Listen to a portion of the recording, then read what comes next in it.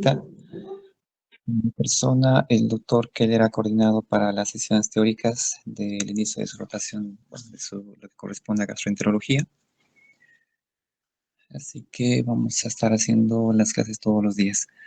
Según el temario que se me ha difundido, el primer módulo que se va a llevar es esófago. Entonces vamos a empezar a desarrollar a partir de unas generalidades. Esta primera clase básicamente habla de, como les digo, generalidades. Entonces vamos a ver más que todo aspectos de anatomía, fisiología, sintomatología general y algunos estudios generales del esófago. No nos vamos a abocar mucho a algunas patologías en particular, pero vamos a hacer mención a ellas a manera de dar algunos ejemplos de lo que habíamos desarrollado. Primero, el concepto general, en introducción a la gastroenterología, el tubo digestivo es un conducto básicamente muscular, conformado por muchas estructuras, muchos órganos que se inician en la boca y van a terminar en lo que conocemos como el ano. Esta es una particularidad, vamos a decir, facultativa o especial del área de gastroenterología, ya que al ser un sistema que básicamente pasa por todo el cuerpo, a excepción de las extremidades, tiene muchas enfermedades o mucha relación con los otros sistemas y muchas veces los pacientes vienen con algo en común concomitante, a cualquier nivel. Si vamos a mencionar desde la cabeza hasta los pies, muchos pacientes al Instituto de Gastroenterología suelen llegar con patología neurológica. Algún síntoma digestivo, alguna afección digestiva, pero también esa afección puede haber afectado o puede haber venido concomitante con algo neurológico. Puede tener alguna patología concomitante pulmonar, respiratoria. Vamos a ver por anatomía que hay cierta comunicación con la vía aérea desde la laringe y también con los bronquios y pulmones, y cualquier patología puede comprometer ambos estos. También puede tener patología cardiovascular. También puede tener patología ya dentro del abdomen, patología renal, patología a nivel de los uretres, a nivel de la vía urinaria. Y también en el caso del sexo femenino particularmente puede tener patologías concomitantes ginecológicas, ¿no? Y dentro del mismo tubo digestivo, ya el mismo hígado, mismas vías, mismo páncreas, son otro mundo aparte que igual amerita su estudio y valoración. La función básicamente del tubo digestivo es descomponer la comida y permitir que las sustancias descompuestas puedan ser absorbidas, ¿no? Para que posteriormente se distribuyan por vía sanguínea y, bueno, pues vayan a nutrir las diferentes células del cuerpo y también transportar productos de desecho. Anatomía del esófago. Estas son cosas que ya conocen desde luego. Vamos a puntualizar lo que ya esté muy sobreentendido. Es un órgano tubular que en dimensiones mide de 20 a 25 centímetros. Inicia aproximadamente a nivel de la sexta vértebra cervical y termina a nivel del hiato esofágico, en el diafragma a nivel de la onceava o doceava vértebra torácica. Tiene una forma de S itálica. Si bien en la gráfica de la imagen se ve totalmente longitudinal, esto es en realidad por cuestiones académicas, ¿no? Pero en realidad tiene la forma de una S itálica, gracias a los órganos que tiene y estructuras que tiene concomitantes. A la vez, esta presenta tres constricciones o estrecheces fisiológicas a nivel del músculo del cricoideo. Se puede ver que ya en el inicio del esófago, a nivel de la sexta vértebra cervical, junto con el esfínter esofágico superior hay una primera estrechez. La segunda estrechez resulta a nivel del bronco aórtico, o esta región llamada bronco aórtica, donde se bifurca la tráquea en los bronquios derecho o izquierdo y también por donde pasa el arco de la aorta. Esto está a nivel de más o menos la cuarta vértebra torácica. Y la última estrechez a nivel inferior está a nivel del diafragma, más o menos, como decíamos, a nivel de la décima vértebra torácica, y después de unos centímetros adicionales termina recién el esófago. Entonces hay parte del esófago a nivel cervical, hay parte del esófago a nivel torácico y parte del esófago a nivel abdominal. La primera estructura, el esfínter esofágico superior, está conformado básicamente por músculo estriado. Esto, ¿qué particularidad clínica presenta? Que es un músculo básicamente voluntario, ¿no? entre parte voluntaria y parte autónoma. Está localizado a nivel de la sexta y séptima vértebra cervical. Mide más o menos entre 2 a 4 centímetros de longitud. Y bueno, pues está formado principalmente por dos músculos o fibras de músculos, que son el cricofaringio y el músculo constrictor inferior de la faringe. El esfínter esofágico inferior a nivel del esófago inferior es una zona de similares dimensiones, 2 a 4 centímetros, pero conformada básicamente por músculo liso. Es decir, esta estructura es totalmente autónoma. No tenemos control sobre este músculo. Dentro de las consideraciones fisiológicas es una estructura muy importante hacer, bueno, el esfínter básicamente que divide el paso del contenido del esófago al estómago y a la vez evita su reflujo también. Esta barrera fisiológica antirreflujo que el cuerpo tiene está conformada básicamente por el esfínter esofágico inferior, por el mismo diafragma y por el ligamento frenoesofágico, como se ve en la imagen. Si vamos a hablar de cuestiones fisiológicas, porque más rato vamos a hablar de algo de manometría, la presión en reposo de este esfínter está aproximadamente entre 10 a 45 milímetros de mercurio.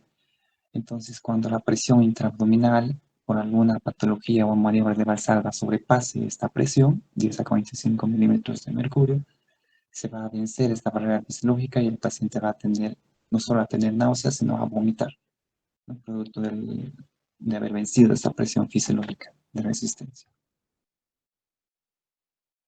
El cuerpo esofágico es la estructura de medio. Ya hemos hablado del esfínter esofágico superior, inferior y al cuerpo. Como se ve en la imagen, es una estructura tubular que básicamente tiene a nivel histológico un epitelio, una muscular mucosa y una submucosa y tiene en la parte hacia externa dos fibras de músculo liso, o de músculo mejor dicho. Una primera capa de fibras circulares y una capa más externa de fibras longitudinales. Aquí está la capa de fibras circulares y acá la capa de fibras longitudinales del esófago. La primera mitad del cuerpo esofágico posee básicamente músculo estriado y la mitad inferior músculo liso. ¿Esto en qué repercute clínicamente? En la sensación, en la molestia que pueden tener algunos pacientes cuando algo se queda atorado allí. Muchas veces llegan pacientes, sobre todo adultos, ¿no? Eso sí nos pueden especificar el sitio de la molestia, con cuerpo extraño en el esófago. Esto es muy frecuente en emergencias de gastroenterología. Se traga algo por accidente y esto se queda básicamente atorado a nivel del esfínter esofágico superior. Es una molestia tan grande que a veces suele ser insoportable y en algunos pacientes muy susceptibles puede incluso hasta dificultar la respiración.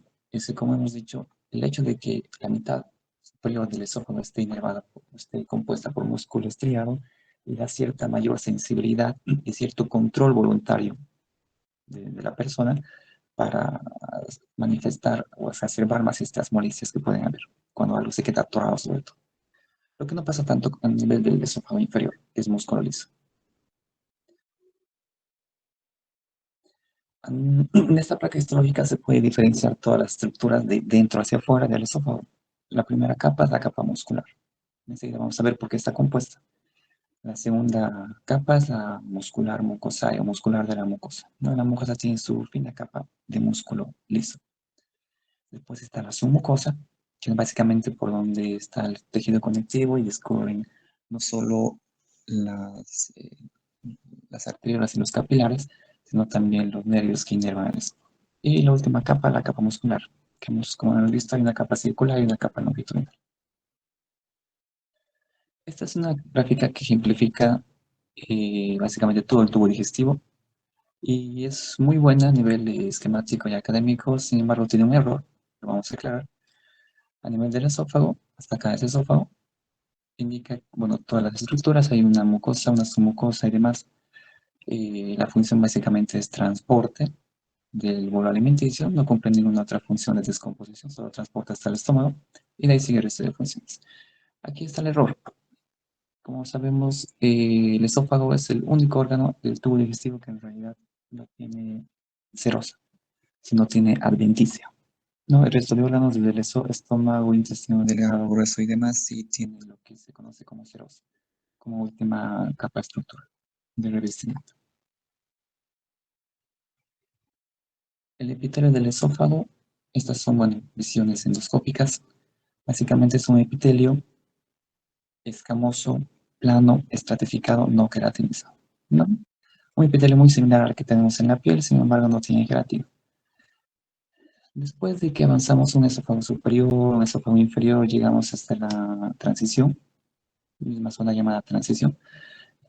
Para entrar al estómago encontramos este cambio de epitelio que se conoce también como línea Z, o zona de transición, que básicamente tiene una conjunción del el epitelio plano estratificado no queratinizado y el epitelio del estómago, que tiene epitelio cilíndrico, ¿no? Ya con algunas glándulas. Cuando nosotros alguna vez estudiamos a los pacientes y sospechamos de esófago de Barrett, esta no es una imagen sospechosa, desde luego, biopsiamos a este nivel y lo que esperamos que nos diga el patólogo en comparación a esta patología normal es que nos diga si es que en este cambio de epitelio, que básicamente igual es epitelio cilíndrico, hay lo que se conoce como metaplasia columnar. Y ese atributo de metaplasia columnar básicamente exige que en esta toma histológica no solo haya epitelio cilíndrico, sino también células caliciformes. Esa es la diferencia histológica cuando decimos esto está alterado y frecuentemente por esófago de Barrett. La irrigación del esófago, como se ve en el esquema, se pueden seguir los numeritos a nivel del cuello, tórax y abdomen. A nivel del cuello, básicamente el esófago está irrigado por la arteria tiroidea inferior y las arterias esofágicas superiores, ambas provenientes de la subclavia.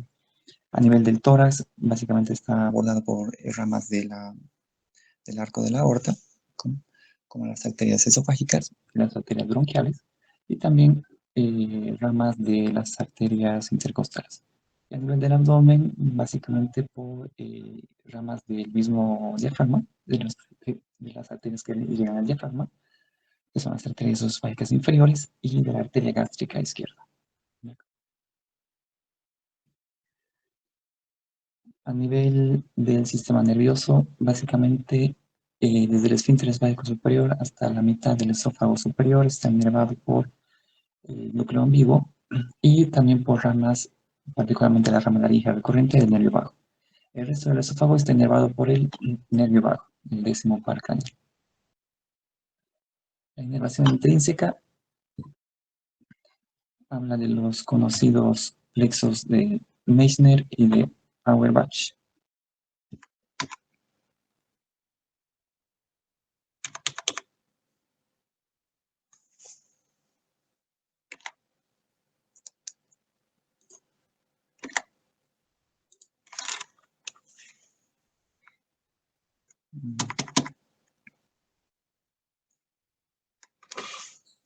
Algo pasó, no quiero volver la imagen.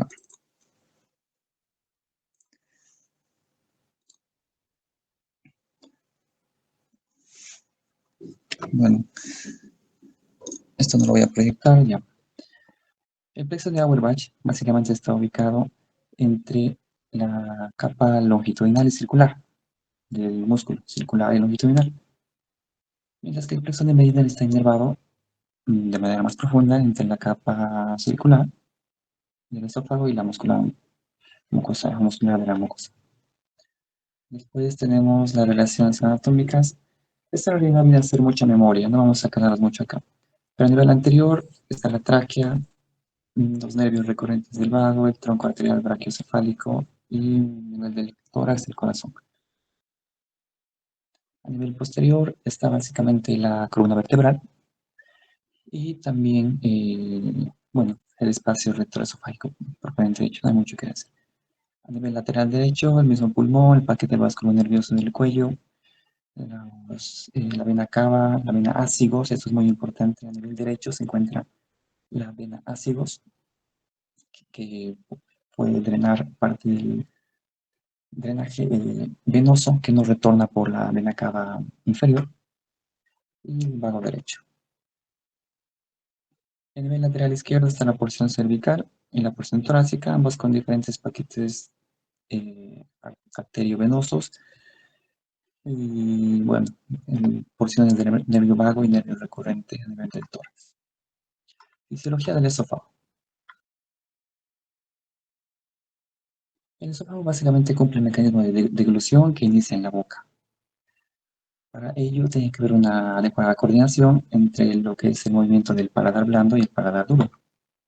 Básicamente, perdón, del paladar blando. El paladar blando, como se ve acá, es paladar duro, paladar blando. En el momento de la respiración, básicamente está descendido y permite que el aire pase a la vía aérea.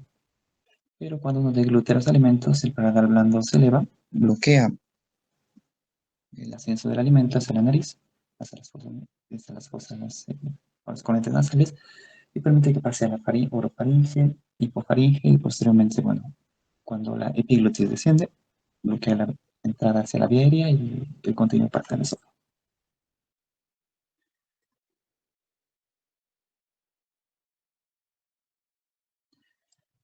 Dentro de las funciones del esófago, desde luego que hay un mecanismo de propulsión de los alimentos, porque hemos dicho es un órgano de transporte a través de lo que se conoce como peristalsis primaria, que es la más importante. Una vez que el alimento pasa a través del esfínter esofágico superior, el cuerpo del esófago se contrae a través del músculo circular y longitudinal y permite que el alimento vaya progresivamente hacia el estómago. Esto se facilita mucho más cuando el alimento es líquido, cuando no hay mucha resistencia ni esfuerzo para propulsarlo y cuando los alimentos son calientes. La peristalsis secundaria es una peristalsis refleja en realidad. Refleja ante un, vamos a decir, reflujo fisiológico, porque también hay reflujo fisiológico, el contenido del estómago hacia el esófago, ya sea este contenido de alimento o contenido de aire.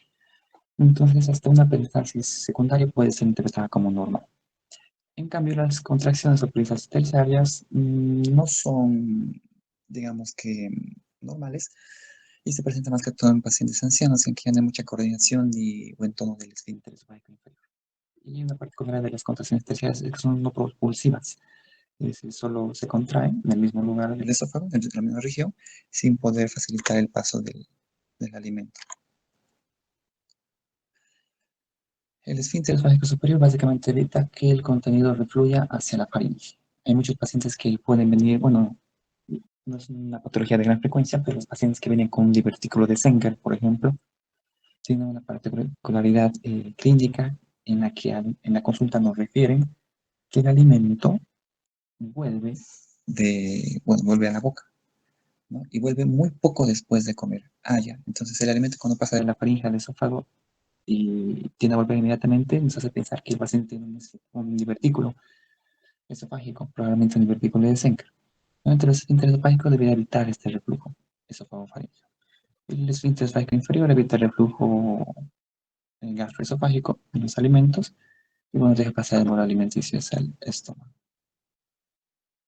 Hemos hablado de las funciones básicamente, transportar el alimento y evitar el reflujo. La función motora, cuando un paciente tenga alguna patología, va a estar afectada en estas tres regiones que hemos hecho énfasis, el esfínter esofágico superior, el inferior y el cuerpo del estómago. ¿Qué síntomas pueden referir los pacientes? Disfagia.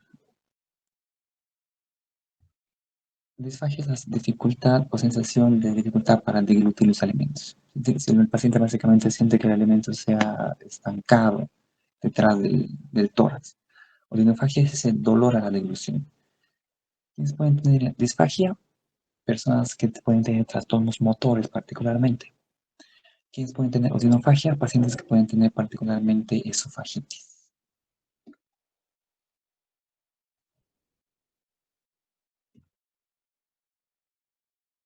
Pirosis es sensación de ardor retroexterna.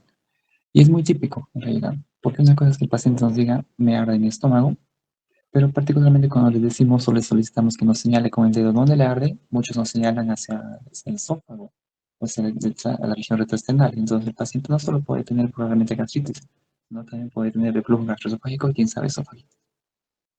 La regurgitación, bueno, es el retorno del contenido a la garganta, puede precederse uno de náuseas y vómitos. Ese contenido puede ser ácido o no, generalmente es ácido.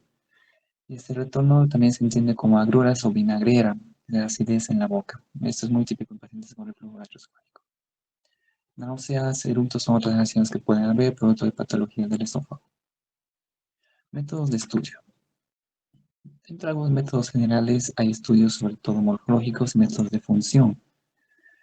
Los estudios morfológicos están en torno a hacer estudios de radiología, endoscopía, ecoendoscopía o ecografía endoscópica y hacer otros estudios de tomografía o resonancia magnética, depende de la patología. Radiología. La radiología en realidad no es un estudio como radiología, o sea, como es rayos X como tal. No es un estudio muy determinante ni que nos sirva mucho para estudiar muchas patologías del esófago. Más que todo nos puede hablar a nivel del esófago de cómo está el mediastino. Entonces, a veces podemos ver la intimidad del mediastino, excepto en pacientes que puedan tener un ensanchamiento del esófago, por ejemplo. ¿Quiénes son estos? Los pacientes con acalasia. Los pacientes con acalasia bueno, tienen un cuerpo del esófago más distendido, más dilatado, en el que el contenido de alimento suele quedarse aquí, estancado. Entonces, hay ciertas radiografías en las que en el detalle podemos observar en los pacientes con acalasia que el mediastino está un poco más ensanchado y, quién sabe, la silueta del esófago, que aquí se logra ver muy tenuemente, está también más dilatada y en alguna oportunidad con algún nivel del contenido retenido. Entonces, la radiografía de tórax básicamente solo ve el mediastino. Los estudios adicionales a los que puede complementarse o puede servir la radiología son estos estudios varitados o estudios que se usan con algún tipo de contraste, no necesariamente vario. Aquí está la esofagografía. Aquí está una esofagografía normal de un esófago en la que se ve cómo pasa el contenido. Este contenido que se le da al paciente, por si acaso, no es válido, porque el estudio de esofagografía se puede hacer con diferentes sustancias que básicamente son ovario, que es como un preparado de yeso, que lastimosamente se queda tapada muchas veces en las paredes del esófago, o puede ser también con urografina. La urografina es un compuesto eh, muy útil en realidad y que se ha utilizado mucho más en los últimos años, en la que, a diferencia de la esofagografía con vario, tiene la particularidad de no hacer daño, digamos, a los tejidos lesionados. Alguna vez teníamos un paciente con alguna fístula traqueoesofágica o con alguna sospecha de perforación después de la ingesta de cuerpo extraño. Cuando una pila o una moneda se queda mucho tiempo trancada en el esófago, hace una úlcera y esa úlcera puede perforar el esófago. Entonces, cuando queremos tener cierta seguridad de que las paredes del esófago están intactas, podemos hacer una esofagografía para ver qué tan intactas están las paredes y ver si es que no hay comunicación hacia otros órganos.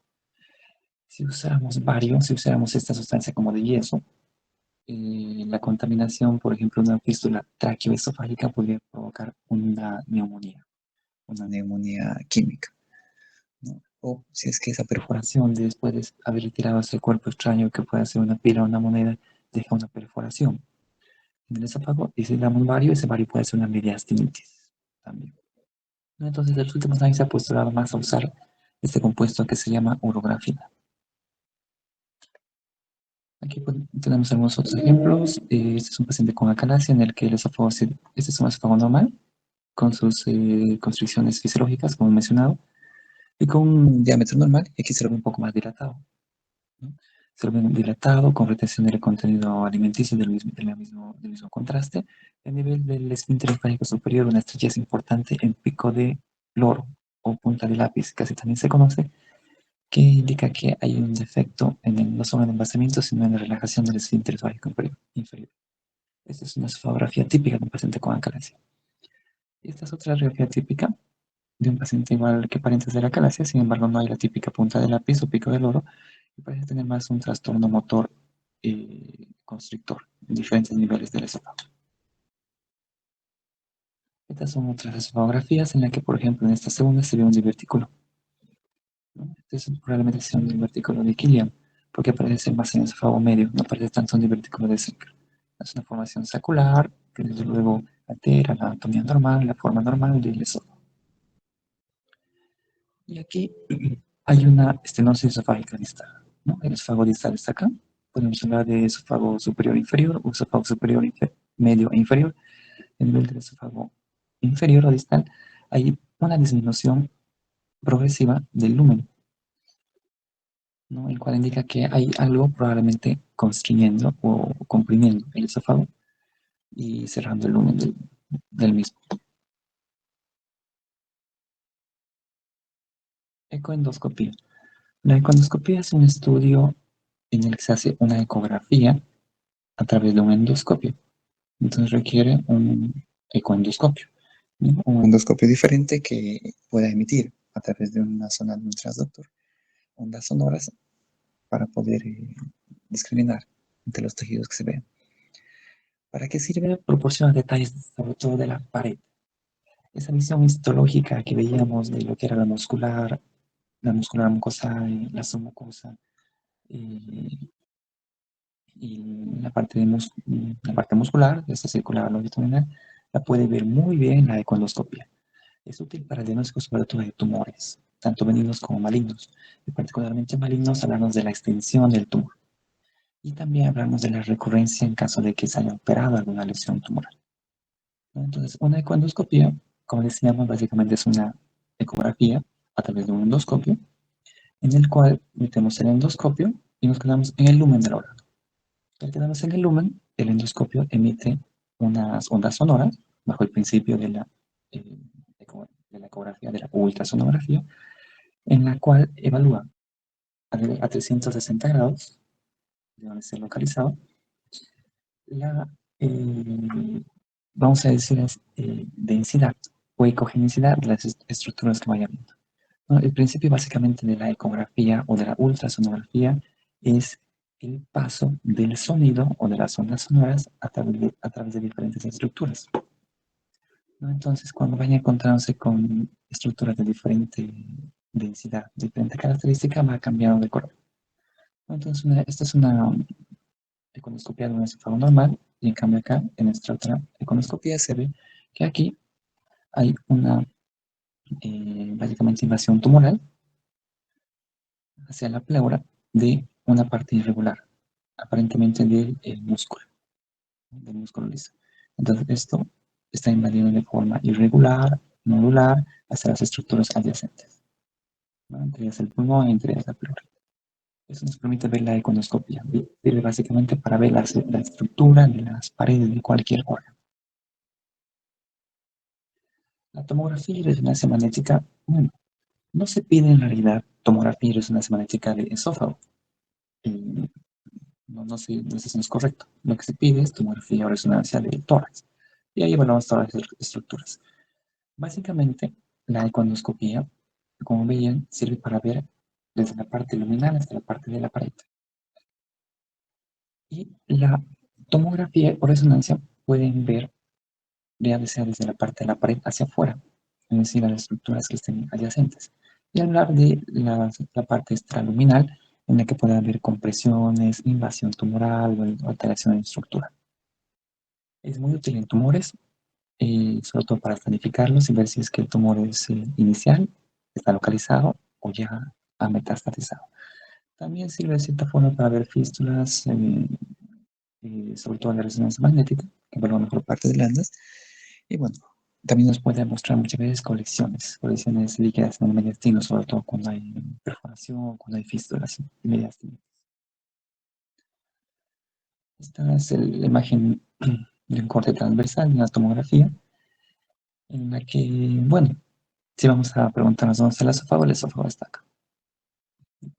Entre todo lo que nos puede mostrar la tomografía, el esófago es una pequeña parte. Entonces, más que ver el lumen y lo que puede haber dentro, muchas veces nos interesa lo que puede haber fuera, ¿no? Lo que puede estar comprimiendo, lo que puede estar invadiendo el esófago, ya sea esto de pulmón, ya sea esto de una fístula, si es que es de algún vaso. Alguna vez tuvimos, por ejemplo, algún paciente con hemorragia digestiva en el que hacíamos endoscopías, el paciente hipotensaba y no encontrábamos ninguna lesión sangrante. El paciente se quedaba internado, se volvía normotenso, sangraba, hacíamos la endoscopía, hipotensaba y no encontrábamos la lesión. Después de hacer una tomografía vimos que tenía una fístula aortoesofágica. El motivo por el cual no encontrábamos esta lesión sangrante en el esófago al entrar con la endoscopia era porque al bajar la presión, básicamente se volvía a cerrar el lugar que conectaba la fístula. Pero en la fístula de la arteria aorta, de básicamente el arco de la aorta hacia el esófago. Algo muy raro que, bueno, tenía que terminar en una cirugía de intervención cardiovascular. Esta es otra tomografía en la que se ve, por si acaso, todo esto tenía que ser el esófago. Esta es una imagen muy ampliada. Todo eso sería el esófago. La pared tenía que continuar acá, debe continuar acá. Pero esta parte que nos indica como una alteración y disminución irregular de la luz del esófago, nos habla de que hay un tumor acá que está cerrando la luz del mismo. Este es un tumor de crecimiento endofítico, o sea, endoluminalmente, que está cerrando y alterando la estructura del esófago. Y solamente este paciente tiene no solo disfagia, sino también regurgitación y quizá odinofagia. La tomografía, como decíamos, nos puede ayudar a buscar metástasis en algunos otros órganos adyacentes, ya sean hígado, pulmón, cerebro, para verificar un posible tumor.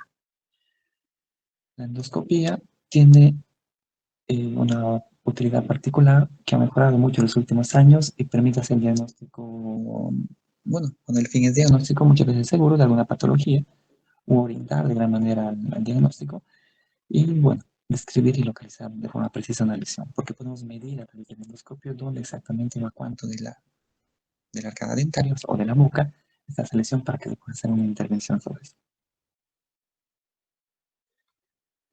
Esta es la visión de un esófago endoscópicamente. Cuando nosotros entramos y entramos al esófago, lo primero con lo que nos encontramos es esta visión de la mucosa del esófago, en la que se ve básicamente un canal tubular de mucosa de un tono rosado casi pálido, en el que está normal. Llegando ya a nivel del estómago, encontramos lo que decíamos, la línea Z, la línea de transición de la mucosa del esófago y del estómago. Y bueno, pues nosotros podemos hacer desde la endoscopía delimitar a qué nivel está esta línea Z y a cuánto está la impresión diafragmática. Por ejemplo, esto no es una visión normal. Hace rato en la primera imagen de la anatomía veíamos la línea Z normal, pero esto no es una visión normal, ya que esto es un paciente con una hernia hiatal. ¿Cómo sabemos que es hernia?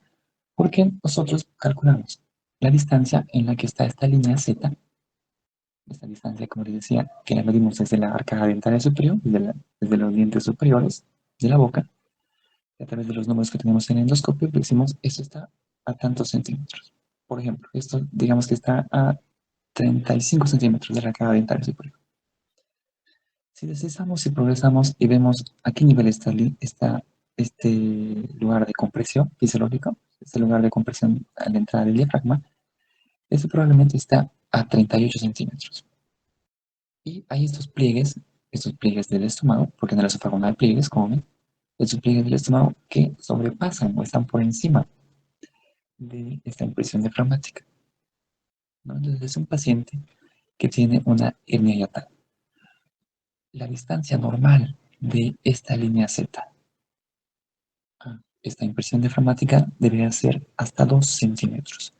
Cuando esta distancia ya excede de los 2 centímetros y llega a los 3, ese paciente ya tiene sospecha de una hernia hiatal. Y si es que los pliegues gástricos sobrepasan esta impresión diafragmática y ascienden a través del esófago, ascienden por 1 centímetro por encima o por 2 centímetros por encima de la impresión diafragmática, este paciente tiene más que riesgo para una hernia hiatal. Y por tanto se puede explicar más que tenga pirosis, más que tenga reflujo, más que tenga esofagitis, si es que la tiene. Aquí hay unas imágenes de esofagitis que vamos a ver para tratar de explicarnos de por qué la clínica con la que vivo. ¿Y esto qué es? Esta es la visión en retrovisión del esófago. Nosotros cuando entramos al estómago, pasamos esto y hacemos volvemos el endoscopio como un bastoncito para mirar hacia arriba y vemos esto, ¿no? Aquí básicamente se ve esta línea Z que les decía, acá dentro del estómago. Esto no es normal, se supone que la impresión debe cerrar y no debemos ver esto.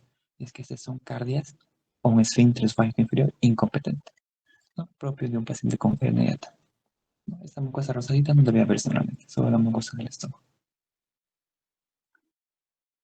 Estas son algunas imágenes endoscópicas de algunas lesiones que podemos encontrar en el esófago. Y vamos a dar ejemplos para ver con qué pudo haber venido el paciente. Muy bien.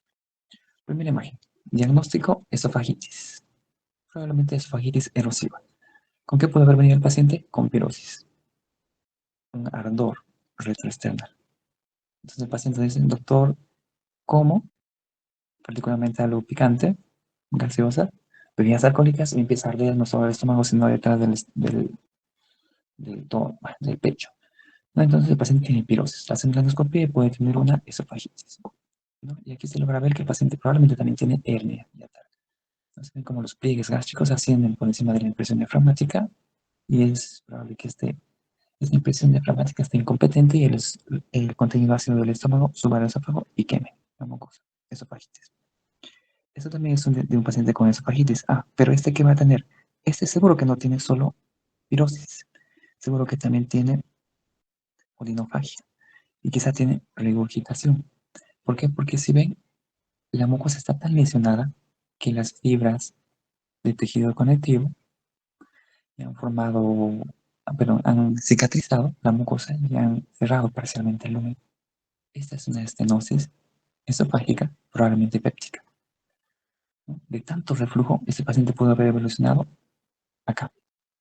Aquí el proceso cicatricial cierra el lumen del esófago y, por tanto, evite no solo bueno, favorezca no solo el reflujo, sino evite el paso del contenido del esófago al estómago. ¿Esto qué es? Por aquí aproximadamente está la línea Z y aquí hay una prolongación larga de una mucosa medio irregular. No se ve tanto aquí, pero aquí sí se ve. Logra apreciar aquí hay un aspecto como de una huella digital. Ah, este paciente tiene sospecha de esófago de Barrett. Un cambio de epitelio de lo que tiene que ser plano queratinizado, perdón, plano estratificado no queratinizado a un epitelio cilíndrico con células caliciformes. ¿No? ¿Y por qué es importante? Ah, pero ¿qué ahora pasa? Este paciente probablemente haya tenido reflujo y se ha curado parcialmente y el reflujo ha seguido y ha lesionado la mucosa.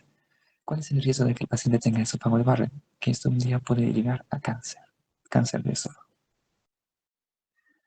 Esto es una estenosis esofágica. Mm, Aquí no podríamos hablar mucho de qué causa fuera, pero no parece ser tumoral. Este es el esófago, y como veíamos, el lumen del esófago tenía que ser permeable, como se ve acá, pero acá esta parte está muy cerrada de manera puntiforme. Entonces, por alguna razón, esto se está cerrando. Los estudios posteriores dirán si es que eso es algo propio del esófago o es una compresión extrínseca que está cerrando el lumen del esófago. Entonces, este paciente seguramente más que pirosis vendrá con regurgitación, porque puede haberse estancado el contenido del alimento, y tal vez con odinofagia, si es que realmente se queda mucho tiempo estancado acá. ¿Esto qué es? Esta es una masa, probablemente es una lesión tumoral. Entonces, el paciente seguramente puede referir que tiene la sensación de que la comida se estanca transitoriamente, no de forma permanente como en estos, no transitoriamente, y después pasa. Esta igual es otra imagen de un esófago de Barrett y de una hernia en la que se ve, bueno, incompetencia, como ven. Este sería el cardio, el esfínter esfágico inferior. Hay incompetencia de funcionar esto como esfínter, de cerrarse. Y hay prolongaciones más de 3 centímetros de la mucosa y prolongaciones digitiformes que a la visión de la coloración endoscópica seguramente no se ve aquí tan claro, pero aparenta esta imagen de huella digital, ¿no? Es un esófago de Barrett. Y ¿esto qué son? Son cordones venosos, son varices esofágicas. Cuando veamos el tema de hemorragia digestiva, que también lo vamos a dar, vamos a ver mucho más sobre esto, que seguramente hará debutar en algún momento al paciente con hemorragia digestiva, ¿no? Con melenas, con hematoquesia o con hematemesis. Ya casi para finalizar, tenemos los otros estudios. Bueno, está referido, no está citado a la cápsula endoscópica. La cápsula endoscópica es un estudio mínimamente invasivo, inocuo, no hace daño. Incluso la endoscopía tiene más riesgo de hacer daño porque usamos anestesia para dormir al paciente y metemos instrumentos dentro del cuerpo.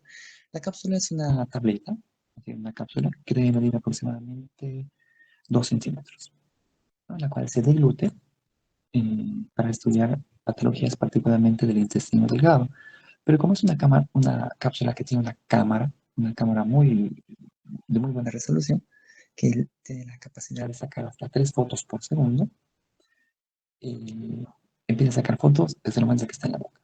Y al pasar el esófago, ya al pasar el estómago, aquí vemos que, por ejemplo, se delimita la línea Z. Entonces aquí ya está pasando el esófago, está terminando de pasar el esófago y está entrando el estómago. No tiene mucha utilidad diagnóstica en realidad a nivel del esófago, pero está descrita, ¿no? Sirve más que todo para estudiar patología del intestino delgado, que es un lugar donde el endoscopio o el colonoscopio no logra llegar. Entonces, si vamos a valorar hacer una cápsula endoscópica, que es un paciente que particularmente tenga patología del intestino delgado. Porque ¿cuánto cuesta la cápsula endoscópica? Cuesta $1000. Como 7000 bolivianos, en las que no va a salir mucho para estudiar al esófago. Métodos de estudio funcionales. Vamos a hablar de tres. La manometría esofágica, pachymetría y la gamografía. La manometría esofágica es un estudio que evalúa la presión en diferentes niveles del esófago. Y también evalúa la capacidad propulsiva de la parte muscular, sobre todo, en dos fases, en una fase de relajación y en una fase de estímulo del glúteo. ¿No? Es ideal para cuando queremos estudiar trastornos motores, ya sea la calasia, ya sea patologías del esófago en cascabel, de un esófago hipercontráctil, de un esófago hipocontráctil, patologías motoras. eh, y también nos permite hacer diagnósticos de patologías médicas y de resultados de las patologías quirúrgicas. ¿Cómo funciona? Se coloca básicamente este sensor, que es muy similar a una zona nasogástrica, y se coloca bajo el mismo procedimiento de instalación de la zona nasogástrica, que ya lo saben por lo menos ustedes. Y la idea es que este sensor esté por debajo del esfínter esfágico superior, perdón, inferior, del esfínter esfágico inferior. En una pantalla vemos y registramos los niveles de presión a los que llega eh, a los que se somete el esófago cuando está en reposo, cuando está bajo deglución. Entonces, en el paciente, ya con la zona instalada, le hacemos deglutir, digamos que sorbos de agua, y vemos cómo va propulsando el esófago y qué niveles de presión va teniendo en cada nivel, a nivel del esfínter esofágico superior, a nivel del cuerpo y a nivel del esfínter esofágico inferior. La pH-metría es un estudio muy útil en enfermedad por reflujo gastroesofágico. Nos permite ver con qué frecuencia hay estos episodios de reflujo que puede tener el paciente, y igual nos permite ver el resultado de ciertos medicamentos que damos para el reflujo o ciertos tratamientos quirúrgicos que hacemos a veces. El principio es básicamente el mismo a través de la instalación de una sonda que se queda permanencia en el paciente y se logra medir los niveles de pH que se registran en el esófago. Como ven, es una sonda que particularmente se queda en el esófago, no en el estómago, la diferencia con la manometría.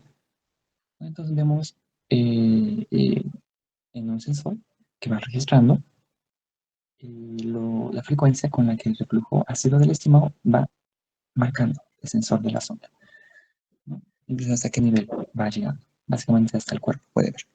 Entonces vemos si es que el paciente tiene reflujo y qué tan frecuentes son los episodios. Inclusive lo podemos hasta determinar a qué tipo de alimentos el paciente tiene reflujo, ¿no? Porque le hacemos registrar al paciente qué tipo de alimentos consume, a qué horas consume y demás.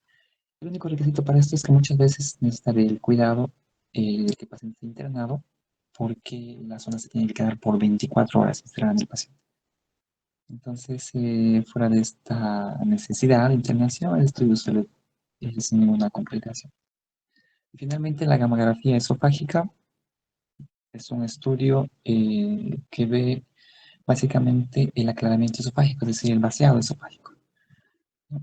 Que nos permite ver si es que hay la posibilidad de un trastorno primario, secundario, en el que el esófago no se vacíe, básicamente, ¿no? Y puede determinar si es que esta falta de vaciado es a sólidos o a líquidos, y también dar cierta sugestión para pacientes con reflujo gastroesofágico. Muy bien, esta es toda una clase introductoria, como les había mencionado. Ya desde la siguiente vamos a ver más patologías directas y bueno, ahí vamos a ver bien algunos casos clínicos. Si es que alguien tiene alguna consulta, alguna pregunta.